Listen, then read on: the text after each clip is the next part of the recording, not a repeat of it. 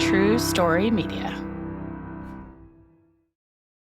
Kaylee Cuoco and Sam Claflin star in the MGM Plus original series, Vanished. When the man Alice loves disappears on a train to the south of France, every romantic memory becomes evidence. Every intimate detail, a potential threat. She thought she knew everything about him, but she may not even know his real name.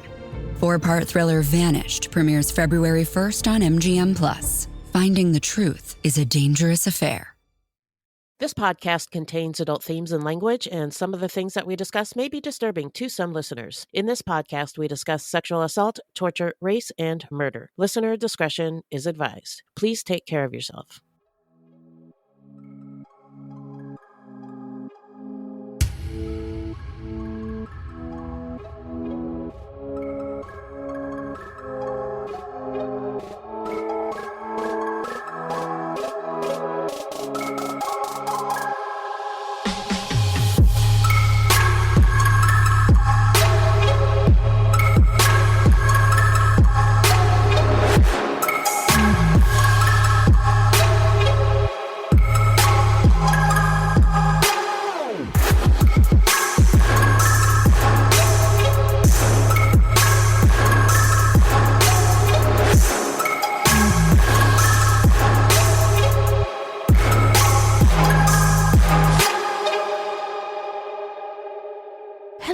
Welcome to Fruitloops Binafi and Bienvenidos Bitches. Thank you so much for listening. Fruitloops is a true crime, history, and comedy podcast that delves into the often overlooked stories of serial killers of color and, more importantly, the victims. We take deep dives into the lives and crimes of these killers worldwide while also examining the history, culture, and social factors that may have influenced their actions. And the reason that we cover these crimes is because they often go unnoticed by the public. And why is that? Because in the simplest of terms, the news is racist. Allegedly. And we are Wendy and Beth. She's Wendy, a Black Latinx woman, and I'm Beth, and I just happen to be white. That's just a little piece of who we are. Another piece is that although we are both fascinated by true crime, really fascinated by true crime, and we know a lot about it, keep in mind that we are not journalists, investigators, or psychologists, and the opinions expressed in this podcast are just that, our opinions. Beth, who is our perp today?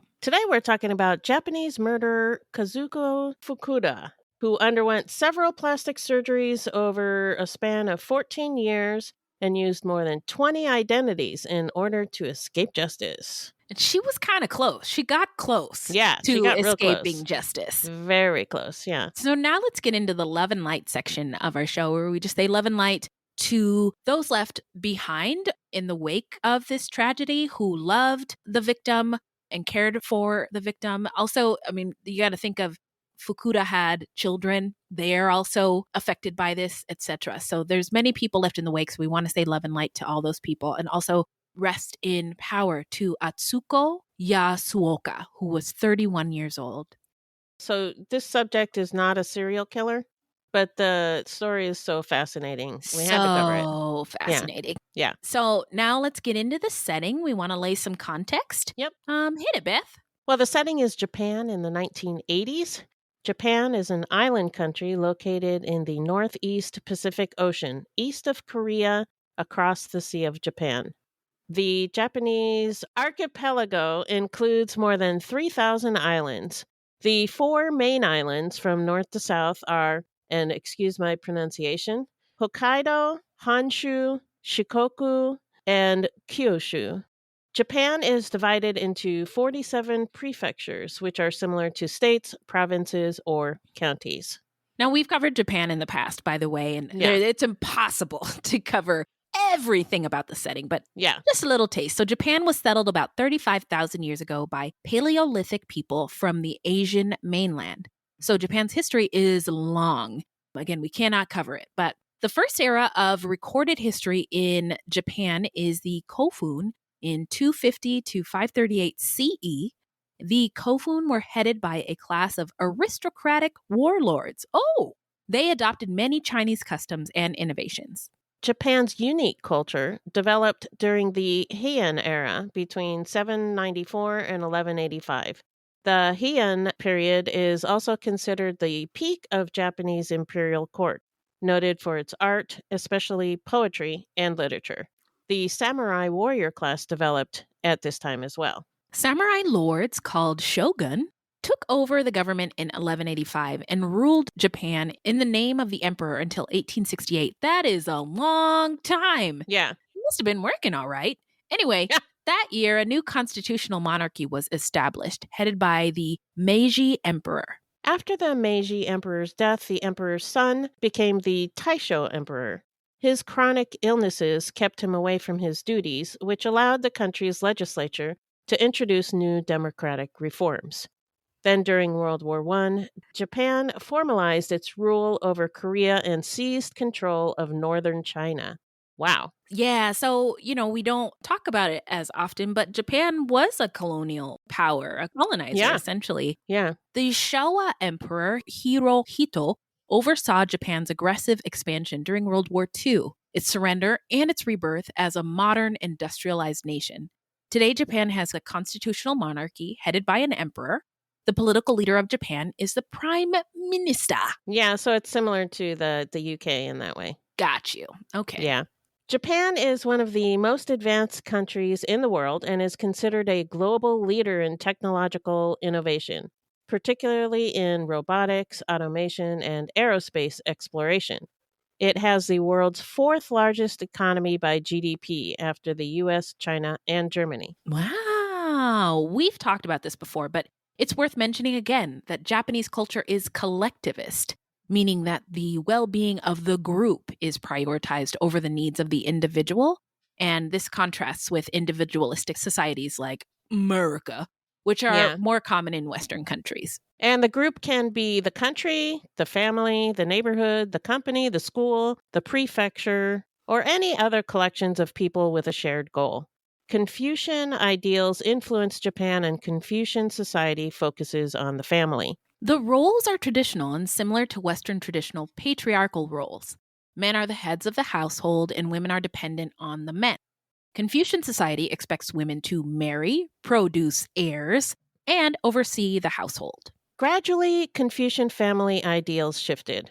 The largest shift happened after World War II, when the Civil Code of 1947 granted women the right to own and inherit property, to marry and divorce freely, and the right to vote and parental rights. Wow. I love that. 1947, though. Yeah. That's pretty late. That is. I mean, that's later than us over here. And wow. So the Civil Code sought to create equality between the sexes. But despite legal equality in practice, women were not equal. In marriage, men were still expected to be the breadwinners, while women were expected to take care of the home. The jobs available to women were not the same, and men were paid more. Although this is slowly changing, women are still expected to shoulder most of the burdens of housework, childcare, and elder care. Not unusual.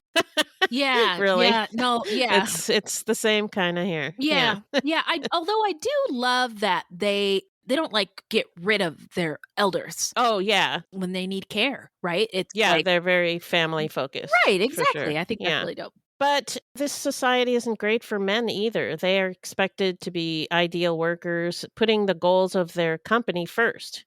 But married women in Japan increasingly hold part-time and full-time jobs, and sharing of family roles is slowly increasing. Women are also increasingly educated. Having a baby outside of marriage is uncommon in Japan. It is still considered shameful, and single mothers face economic and social discrimination. By the way, speaking of discrimination against mothers, there are many mixed race, particularly Black mixed race Japanese persons who are shamed or shunned within their society, right? Which is interesting and a topic for another day, but I just found out about it. But back to the story. Children are almost exclusively birthed within marriage, with only 2.3% of children born to unmarried mothers. By contrast, 40% of births in the United States are to unmarried women. I wonder what That's their take crazy. is if abortion is legal.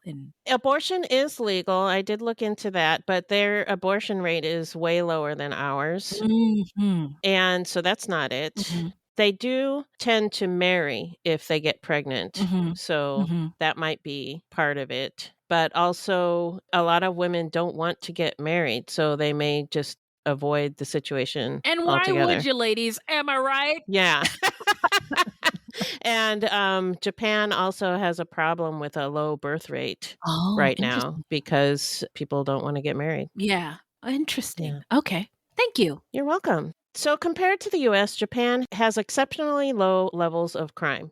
In 2011, its intentional homicide rate was 0.3 per 100,000 people, while America's rate was What? 4.7 per 100,000 people. In Wow. 2013, Japan's gun homicide rate was 0.01 per Mhm. 100,000 people, while America's rate was 3.5, or 350 times the rate of Japan's. Winning. I'm just kidding.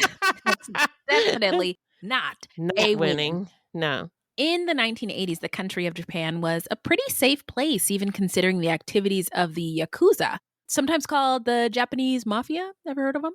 Which was founded in the 17th century and still regarded as being among the most sophisticated, wealthiest, and dangerous criminal organizations in the world.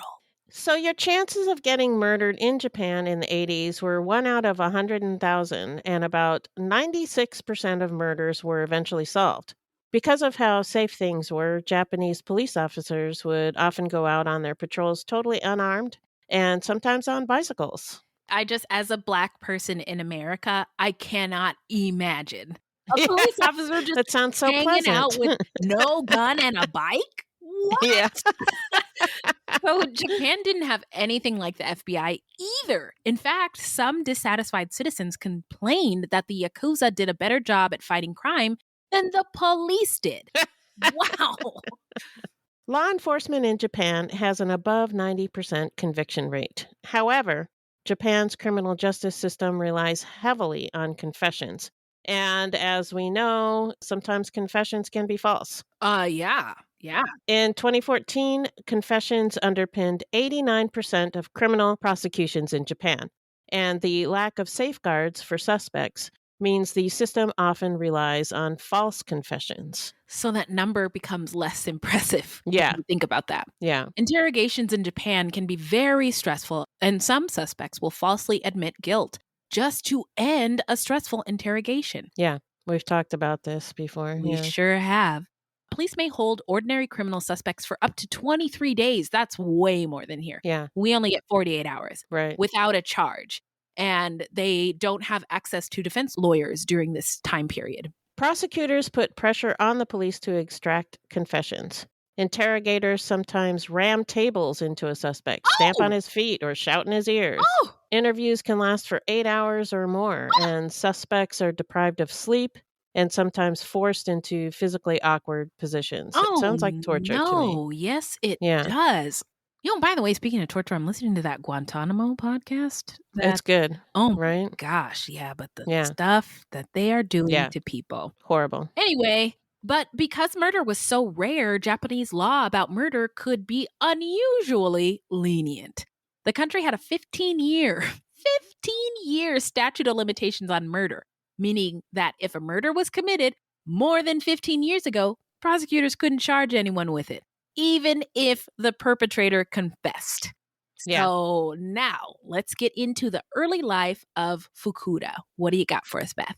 Kazuko Fukuda was born in 1948 in the Japanese city of Matsuyama, the capital city in Ehime Prefecture. Her father abandoned the family when Kazuko was 4 or 5. In order to get by, her mother ended up running a brothel out of their home in Kawano City, now known as Shikokuchuo City in Ehime Prefecture. Although eventually her mother and a local fisherman married and the family moved to a small island, people found out about her mother's history, and Kazuko was teased relentlessly. When Kazuko was in the 3rd year of junior high school, her mother and stepfather divorced, and mother and daughter moved to Imabari City, Ehime Prefecture. There, Kazuko's mother opened up a strip club. Wow, she's a real entrepreneur. She is. Yeah. In Imabari City, the lives of Kazuko and her mother were not only stabilized, they gradually became well off. What is that song? We've been moving on up to, what is the city? In my Bari city, with a deluxe apartment in a strip In the club. sky. Moving on up. So Kazuko grew into a rebellious girl. She dropped out of school, and by the time she was 18, she was out of the house and living with her boyfriend. So now let's get into the timeline. Hit it, Beth. In 1966, Fukuda and her boyfriend were arrested for robbery after they robbed the house of the head of the Japan Taxation Agency. Oh. She was sent to Matsuyama Prison, located just outside of Matsuyama, about 30 miles from Imabari City. What happened there would later become known as the Matsuyama Prison Incident. Between 1964 and 1966, members of one of Japan's most powerful organized crime syndicates, the Yakuza, regularly paid off guards to look the other way while they drank, smoked, and gambled. Worse, they obtained access to the female inmates, who they raped whenever they wanted. And one of their victims was 18-year-old Fukuda. That's horrifying. Yeah. And it happens in prisons to incarcerated peoples more often than you might think or like to know about. Yeah. So within 2 years, Fukuda was released, and she got married at the age of 20. She divorced the man 5 years later, then married another man the following year. The couple eventually had 4 children. But Fukuda liked to drink, gamble, and shop. And before long, she was deeply in debt to about 1.5 million yen, which is equal to about $30,000 in today's money. Ooh. In 1982, Kazuko was 34, the mother of 4 children, and up to her neck in bills.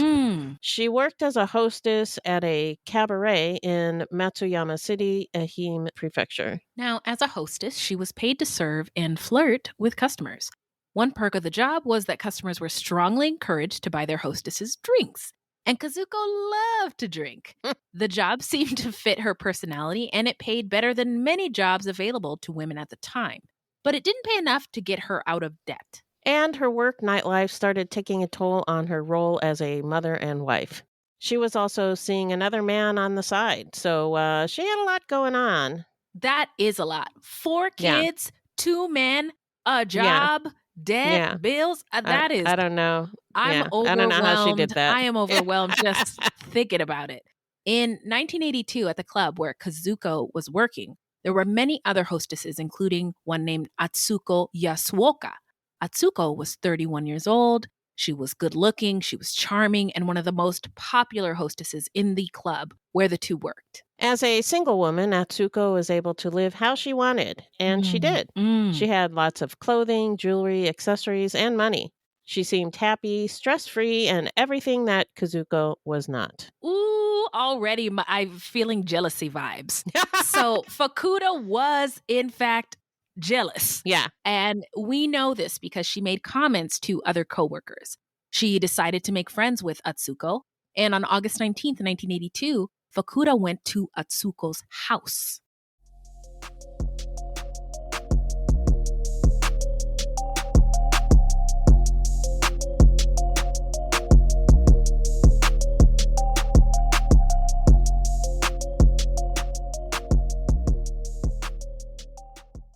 This podcast is supported by The RealReal. Meet Christine. She loves shopping. And this is the sound of fashion overload. Too many fabulous things, not enough space. So Christine started selling with The RealReal. I've always loved collecting designer pieces. Gucci bags, Prada heels. But my style keeps evolving. Selling with The RealReal? Game changer. I earn more, and they do everything. Seriously, just drop off your items or schedule a pickup. We handle the photos, descriptions, pricing, even shipping. You just sit back and watch your items sell fast to our 40 million members. And I get peace of mind knowing I earn more selling with The RealReal than anywhere else. Exactly. That's the sound of your closet working for you. The RealReal. Earn more, save time, sell fast. And only for the month of January, earn up to $550 extra when you sell with The RealReal. That's right, up to $550 extra. Go to therealreal.com to get started. Earn up to $550 extra this month at therealreal.com. Terms apply.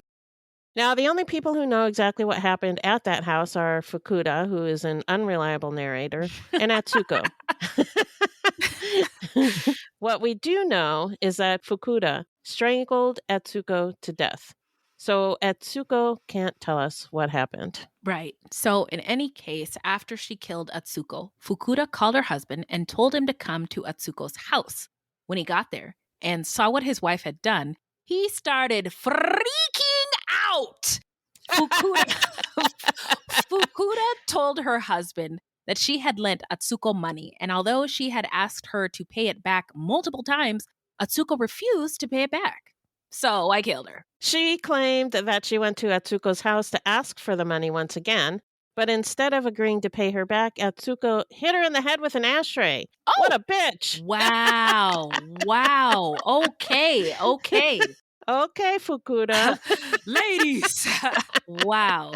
Okay. The two then got into a physical fight during which Fukuda strangled Atsuko to death. That's her story. That's what she's going with. That's her story. In America, or in the United States, we might call that like mutual combat. And so nobody, right? No, if they're both fighting, they Mutual that is a real thing in that police and law enforcement use. It sounds like a game. It does. Mutual combat. It does, but I'm pretty sure it's real. I've heard, crime people talk about it. Essentially, it means they're both engaged in combat or fighting, and either they both get in trouble or nobody gets in trouble, basically. Okay. But, right. this isn't that. I'm sorry I said all that. It doesn't really fit here. Anyway, her husband believed her, but urged her to turn herself in, and she refused. Instead, she came up with a plan to cover up the murder and get rid of Atsuko's body. She decided to try and make it look like Atsuko had abandoned her apartment and life and ran away. In Japanese, this is called johatsu, which literally translates to evaporation, meaning disappearing without leaving any trace. There's another description for a variation of the same phenomenon, yonij, or disappearing into the night, which describes the phenomenon of an entire family disappearing. There are even fly-by-night moving companies that will help you and your family disappear. What? It's that common. Wow, that's amazing. I want one.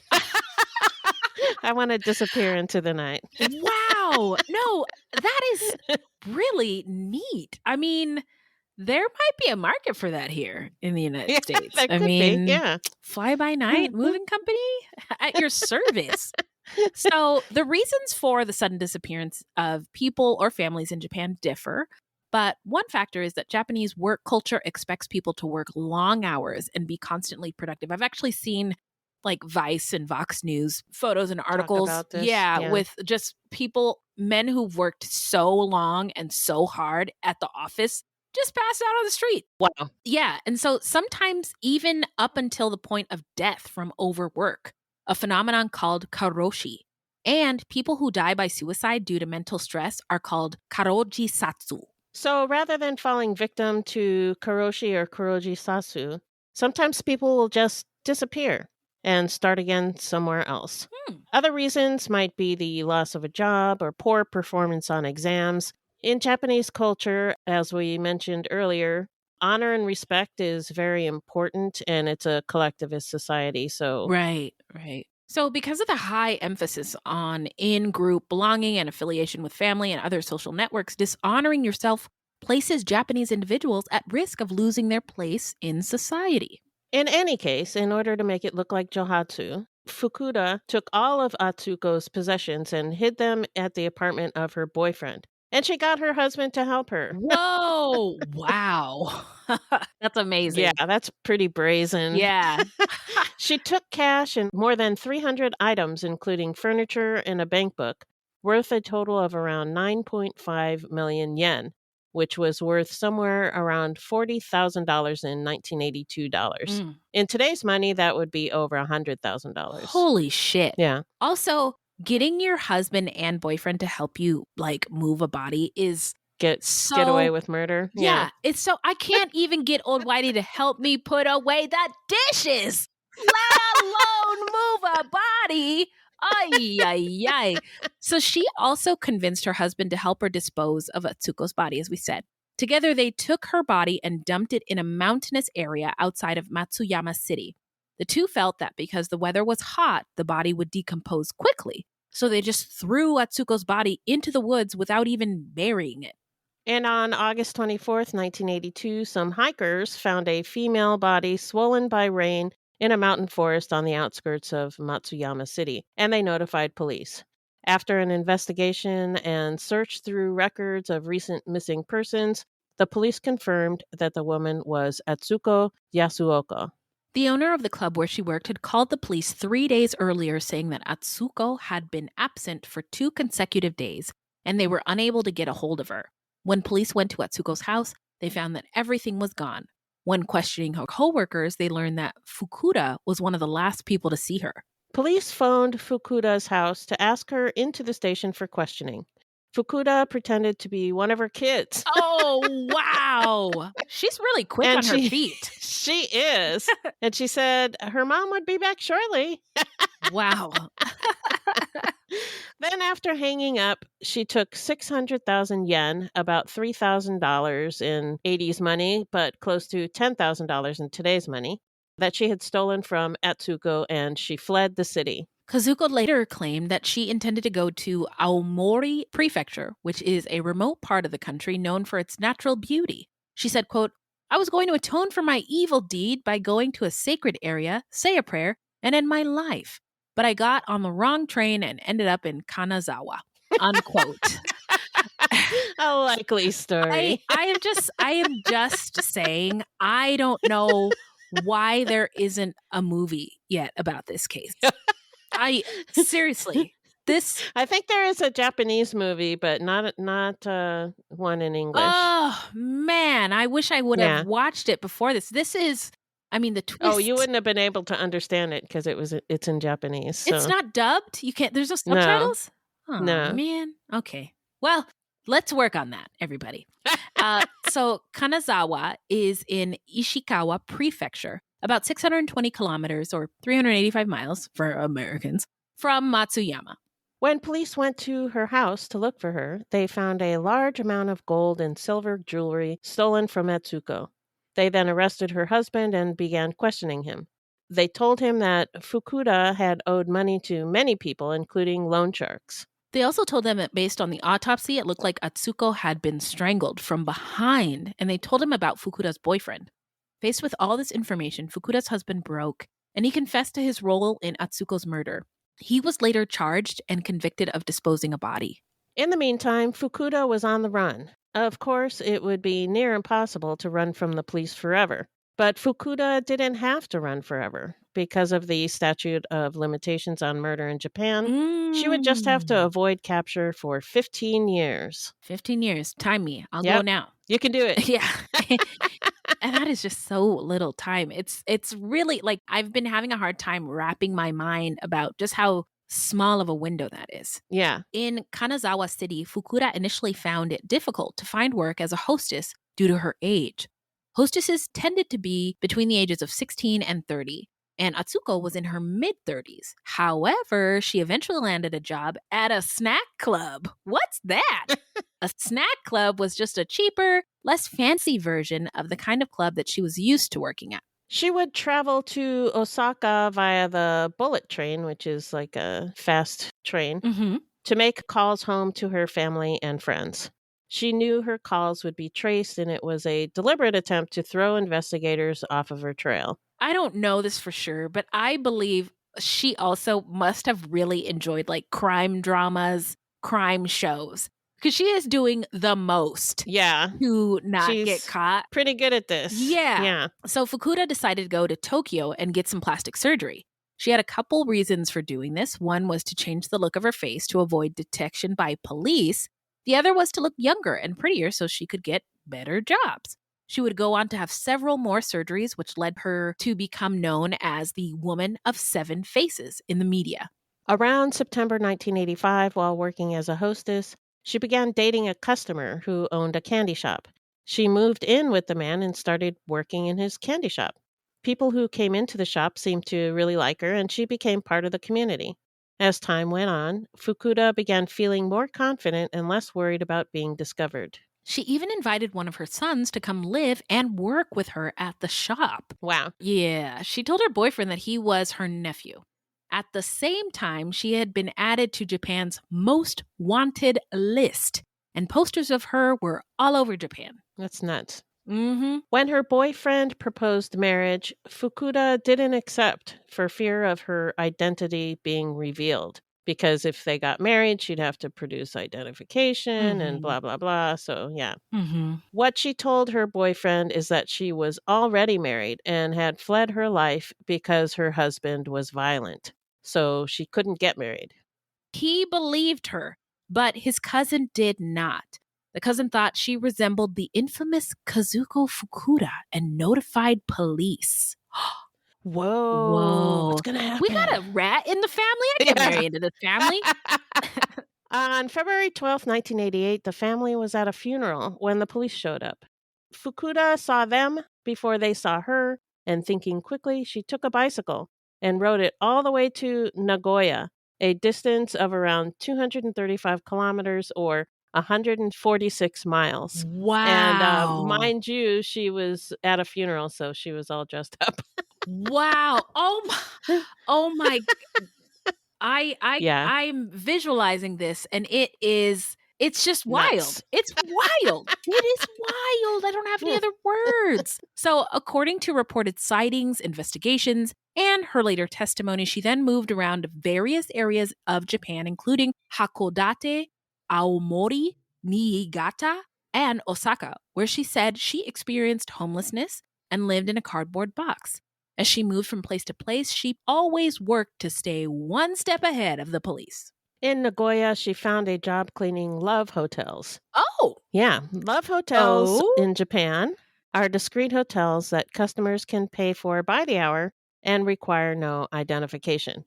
Usually there's no front desk staff and customers can go in and out without seeing a single person. I don't know how that works. Is there do you put money in the... Maybe you put money in the vending machine and a key comes out? Yeah. That's what I'm imagining. Yeah, me too. So this anonymity was also a benefit for Kazuko, as no one could see her face or recognize her. During her work at the Love Hotel, one of her colleagues did recognize her from the posters that were posted at the police station and confronted her. They told her to surrender, but once again, Kazuko refused and fled the hotel. She applied to work at another love hotel in Nagoya, but when the application required a photograph and fingerprints, she declined and instead moved to a nearby city called Fukui. But attempting to find work without having identification or residence was tough, and she ended up working in a brothel in Osaka. And it's my understanding that she was not a sex worker. Oh, interesting. Okay. But I don't know for sure. I don't know 100%. Okay. Well, the links will be in the show notes, and you can look further if you want, I suppose. Now, she eventually quit the brothel and moved back to Fukui under another fake name and found a job at a traditional Japanese hot pot restaurant that serves oden, a type of hot soup containing various vegetables and meat. Sounds so good. It does. Makes me want some soup. Yeah, me too. If I were the president, I would make soup available for everyone every day, period. That's my platform. That's Wendy your platform. 2024. Soup for everyone. Soup for everyone. I love soup so much. I would eat soup for breakfast, lunch, and dinner. So once again, feeling comfortable that the police had lost her and she had covered her tracks, she started living her life in Fukui like a normal person, working at the restaurant, drinking at bars, going to karaoke. She was enjoying her freedom. At one point, a police officer drinking at the restaurant commented to her that she resembled Kazuko Fukuda, the famous fugitive, to which she laughed, pounded her fist on the table, and jokingly demanded that he take her fingerprints. Oh, yeah? And guess what? He didn't. So now we're going to get into the investigation and the arrest. What the what, Beth? In 1997, police were desperate to find Fukuda before the statute of limitations ran out. So they offered a 1 million yen, about $10,000 reward, for any information that led to her capture. a then unprecedented move. They didn't do that there. Yeah. Well, murder wasn't really a problem. That's true. Yeah. Yeah, that's So true. why would yeah. they? Yeah. And also a prepaid telephone card with her image on it was also issued. Interesting. So everybody got a phone card with her picture on it? If they bought a phone card, I guess Wow. it would have her picture on it. That is so smart. That's Yeah. genius. It is. Wow. Okay, so the Jujin Hospital in Tokyo, where Fukuda received at least one of her operations, also offered a reward, since, as director, Fumihiko Umezawa told the Washington Post, quote, anyone who did a bad thing should have to pay for it, unquote. They may have been ashamed to have played part of her scheme. Yeah, I think they felt like scammed, By her. Well, she's kind of a really good scammer. So She is. She's really good at it. She's, I don't know. We always say, cover these female criminals and we always end up admiring them. I mean, I don't know why. I really don't know why that is. I couldn't tell you what it is, but I mean, I admire ingenuity. I admire tenacity. And these usually are not traits that are encouraged in girls, right? Yeah. Not in a brazen way. So to diminish the shine of men. And right. That's true. I'm sorry, but I really admire it. I'm sorry. Yeah. I'm sorry. Yeah. I don't admire the murdering part. I don't admire that. And everything she did to get away with it. Yeah. Yeah, it's fascinating because it's so unusual. Women generally don't do this, and that's because of the patriarchy. Right. Yeah. So it's hard not to admire it. Mm-hmm. And on July 24th, 1997, a customer at the Oden restaurant where Fukuda worked informed police about a woman who resembled Fukuda who worked at the restaurant. Police arrived at around 2 p.m. and questioned her at the restaurant. At the time, Fukuda was using the alias Yukiko Nakamura.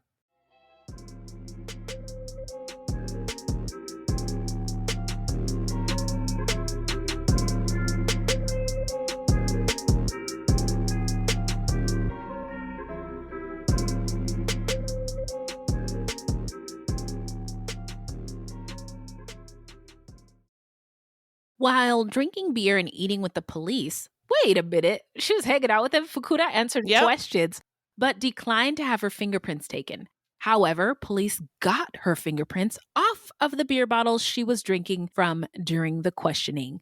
Got her. Got her. Got her. I was going to say got him, but got her. And after 14 years and 344 days on the run, Fukuda was arrested 21 days before the statute of limitations expired. Oh my God. Yeah. Wow. The day after her arrest, Fukuda was escorted to the Shinkansen train station in Fukuai to be taken by bullet train and overland to the Matsuyama police station in Ehime Prefecture, where the investigation headquarters was located. 14 years and 344 days. 21 days left. Wow. Fukuda was held on either side by police officers with a towel over her head. The press chased after them frantically to get a good position and capture Fukuda's facial expressions. Under the towel, Fukuda was crying. At one point, it was reported that she screamed. Yeah. During the interrogation, she at first claimed that she didn't murder Atsuko, but was with the man who killed her, claiming she was just an accomplice. Police looked into the man she mentioned and found that he had already passed away. The statute of limitations was set to happen in 6 days, and the police needed to prove that the man Fukuda claimed was the killer had an alibi and wasn't involved in the crime. If they couldn't prove that, the prosecution would have a tough time in court. Talking to relatives of the man, they couldn't recall what the man was doing on August 19th, 1982. Yeah, it was almost 15 years earlier. So, right, yeah. It would be tough. Yeah. But luckily, they did have an old diary that the man had used, and they were able to confirm through his entries that he was, in fact, in Tokyo on business at the time of the murder. I don't say this often, but I really love it when police do some good investigating.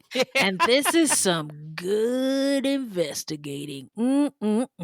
So Kazuko Fukuda had evaded police for 14 years and 11 months. I mean, oh my, no That's wonder she nuts. was Yeah. crying and screaming.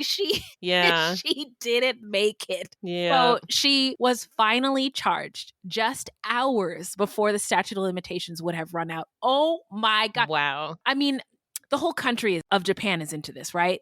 It Yeah. feels OJ Simpson-ish. Oh, yeah, for sure. You know what I'm saying? Yeah. Yep. So now let's get into the trial. What do you got for us, Beth? So, as you mentioned, Fukuda's story absolutely captivated the public. And at the beginning of her trial, an estimated 1,900 people waited in line to sit in the gallery at the Matsuyama District Court. And in May of 1999, the court found Fukuda guilty of murder. Although it ruled that the murder was not premeditated, it was found that the robbery was. Fukuda received a life sentence. She tried to appeal it, this time claiming that she had been in a romantic relationship with Atsuka, and she killed her in a fit of passion when the relationship had soured.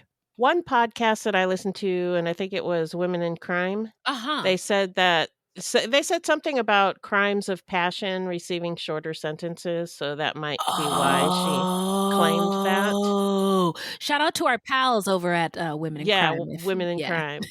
But it didn't work. The appeal was rejected by the Supreme Court in 2003. Wow. So let's get into where are they now? I'll tell you, although Fukuda escaped capture for many, many, many years, she only ended up serving about 5 years in prison. In February of 2005, she collapsed while working at a factory at the Wakayama prison in Wakayama City. She went into a coma and never regained consciousness.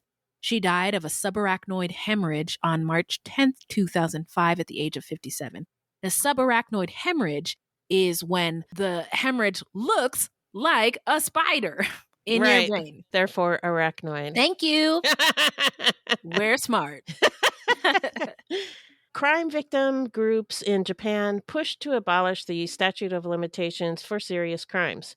And in 2010, Japan's legislature amended the country's criminal procedure law to abolish the statute of limitations for murder and other crimes that result in the deaths of persons. Wow. So that's it for the story. Now let's get into our takes and thoughts. What do you think about this case, Beth?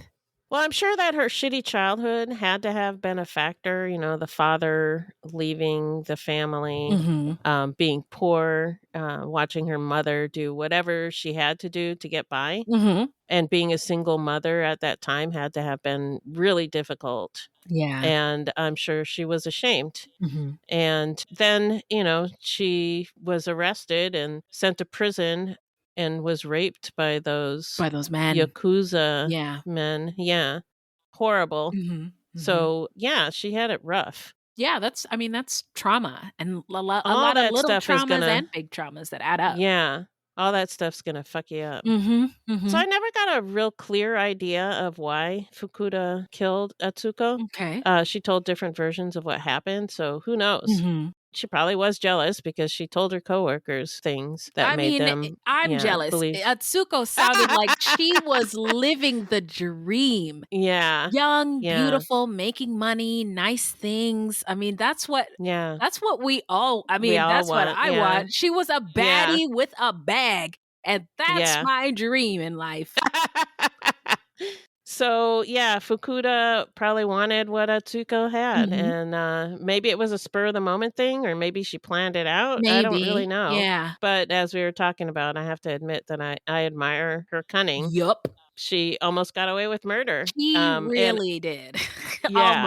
Almost. She was so close. Yeah. But the stress of all those years of hiding. This is why. No thanks. Yeah, that's a lot.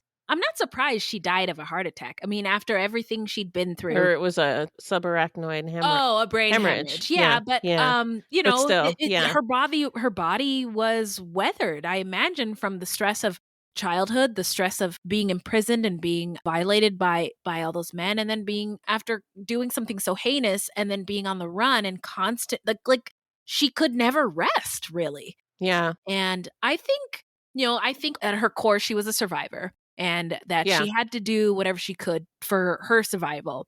I was under the impression that her kids were still around, but I don't, now that we've gone through this, I don't think she had her kids with her at all, which also would have been really, really hard to endure without your babies, right? You would think so, but nothing I read said anything about that. So I don't really know. Okay. I don't know what kind, Like what kind of mom she was?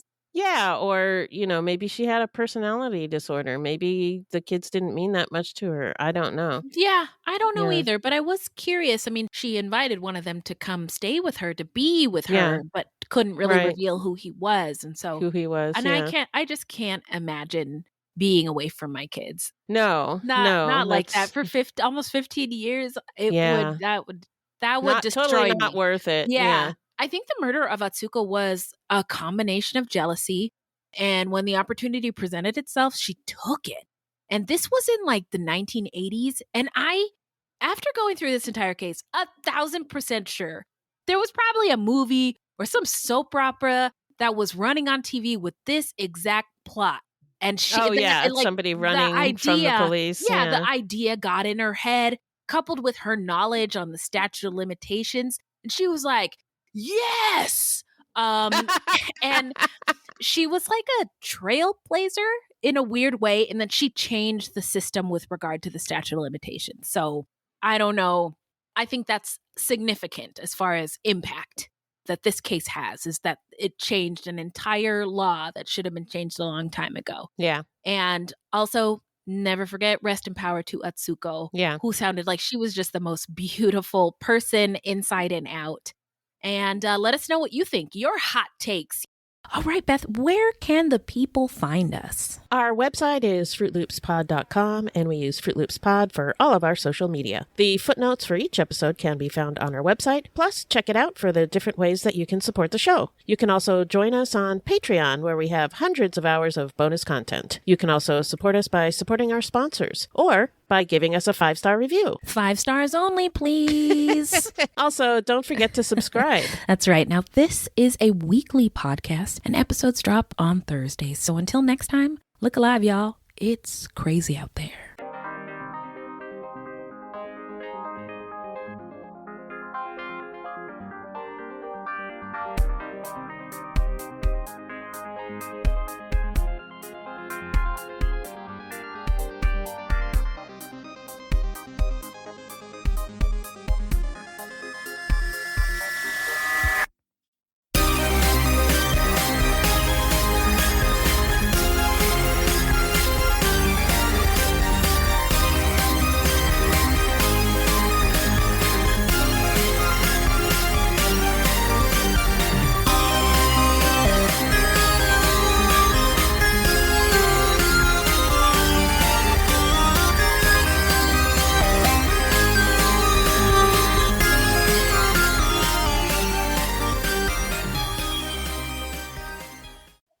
I'm sweaty. One more sip. Oh no. Oh my God. Oh, where is the button? Another one. That's not it. Sorry about that. Here we go. Don't tell my boyfriend it's not what he's made for. That's that Billie Eilish song, redone by a Black woman who has clearly spent a lot of time in the church choir. Are you okay over there? Yeah, I just burped. Sorry. Makes me want some soup. Yeah, me too. And I love soup so much. Ooh, I want to swim in it. I want to take a bath. That's how much I love soup. Wow. Yeah, sorry. Wendy loves soup. I love it so much. Like, I love Beyonce and soup almost the same. Wow, that's crazy. Yeah. That is nuts. I know. Yeah. I know. Fukuda. It's like Kazuko? Barracuda. Okay. Fukuda. Archipelago. Archipelago. I knew I was saying that wrong. You're a good reader, not the best pronouncer, though. Yonij. That's amazing. I want one. I want to disappear into the night. Wow. No, that is mutual combat. And so nobody... It sounds like a game. It does. Mutual combat. It does. It's so I can't even get old Whitey to help me put away the dishes, let alone move a body. Ay, ay, ay. But I got on the wrong train and ended up in Kanazawa. Unquote. A likely story. I am just saying, I don't know why there isn't a movie yet about this case. Well, let's work on that, everybody. So if I haven't said this before, I'm going to say it again. I'm sure I've said it before, but I love doing every recording. I can't stop. What? I can't stop. You can't stop podcasting. You love podcasting that much? I can't. Wow. I can't stop. Can't stop, won't stop. Oh, Rockefeller Records. No, we don't want to do that. What are you talking about? You can't stop. You mean you like this too? Yes. Oh, that's what I mean. Okay. Is there a Beth translator around here? I don't understand what she's saying. Beth is glitching again. Yeah.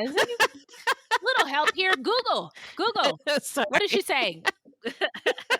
I love podcasting. Is what I'm saying. Okay. You know what, friend? I don't usually say this to you. You usually hurl this at me. You should go to sleep.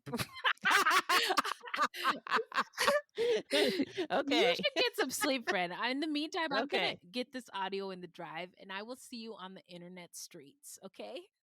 Sounds good. Okay, night-night. Love you. Bye.